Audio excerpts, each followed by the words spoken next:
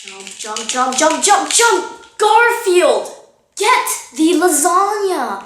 Now I have to start over at level 1. I was at level 2. Oh, is the camera on?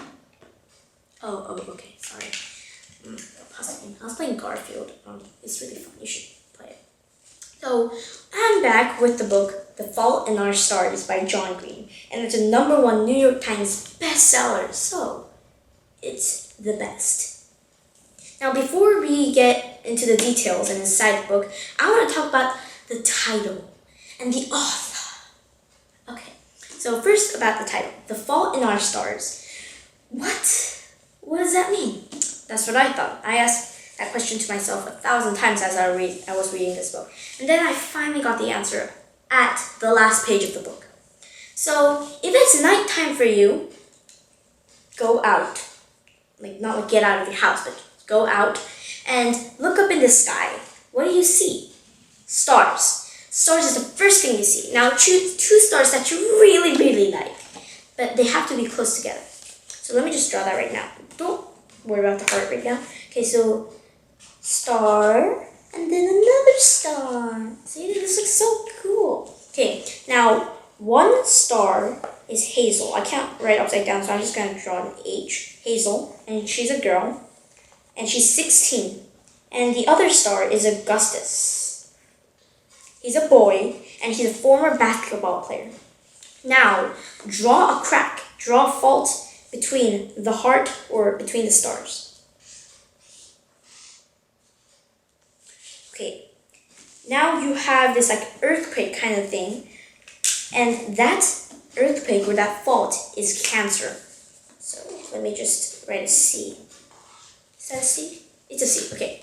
So this might look messy to you, but the whole point of this is that this is Hazel and this is Augustus. The fault is Cancer, and that's what's preventing them from loving each other. So that's how I visualized it, and here, this is just a closer look at it. And enough with drawing hearts and faults and everything. Let's get to the genre. The genre of this book is romance. And it's because it's about Hazel and Augustus's love life. And I love romance. It's just awesome. But sometimes it's sad. So anyways, I'm sorry I got sidetracked. Let's talk about the title. John Green. I love the color green. So John Green is an American writer, also a YouTube vlogger, not blogger, vlogger. And he has his own YouTube channel, well, not his own. He shares it with his brother, Hank Green.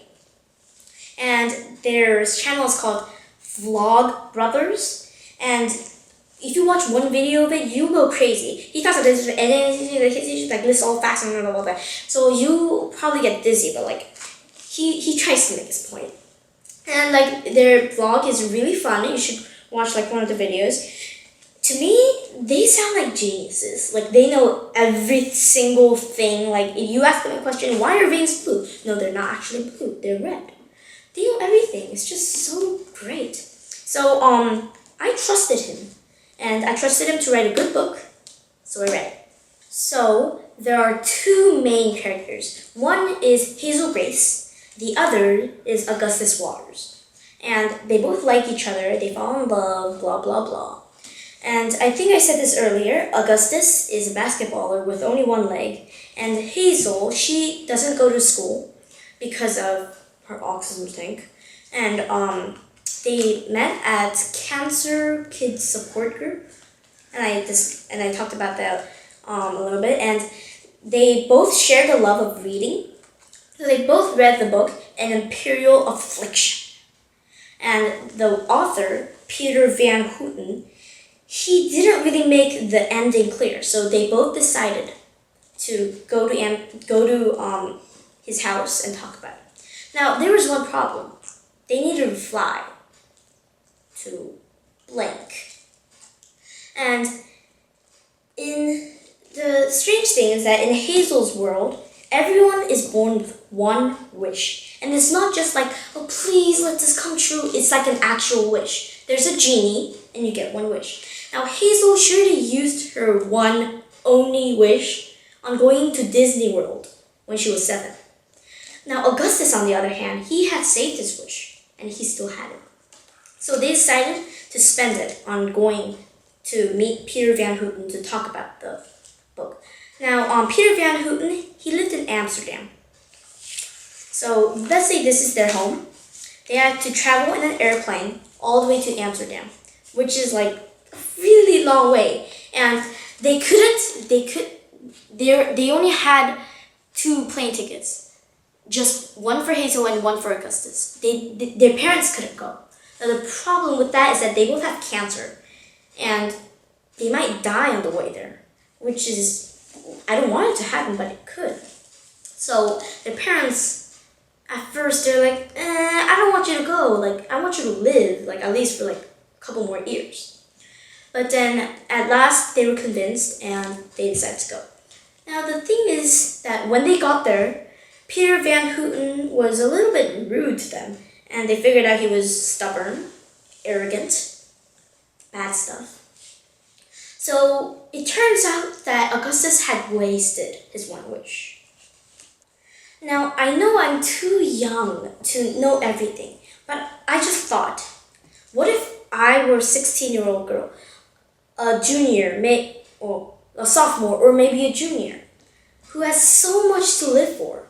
College, a future, a boyfriend, a husband, kids. But there's one thing that's preventing me, one strong thing. That's cancer. And I was like, well, what if I had cancer? What would I do? Would I just stay calm and be like, oh yeah? No, I wouldn't. I would freak out. I would be like, oh my gosh, my life is hopeless. I'm just gonna die like by myself. I'm isolated. I'm an island. But in reality, people with cancer don't think that. And I'm sure Augustus, who's missing one leg, he loved basketball. I'm sure he wanted to be the next Kobe Bryant and Michael Jordan. Hazel Grace, she loved writing books. She loved reading books. She loved poetry. I'm sure she wanted to be the next Emily Dickinson and the next William Shakespeare. But they couldn't. Why? Because of cancer. And what they do instead of thinking their life as hopeless, they think the opposite of that. They think, my life is going to be good. It's still gonna be good. I don't care if I have cancer. I'm still gonna die with the rest of the world. I'm gonna die with someone else. I'm not gonna die by myself. I'm not an island. I'm a continent surrounded by other people around me. That's water.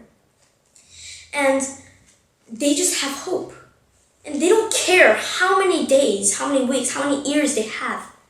They just care about what they do with that, what they make that out of. And that is beautiful. That is inspiring. And that is what happens in real life, not in a fictional world.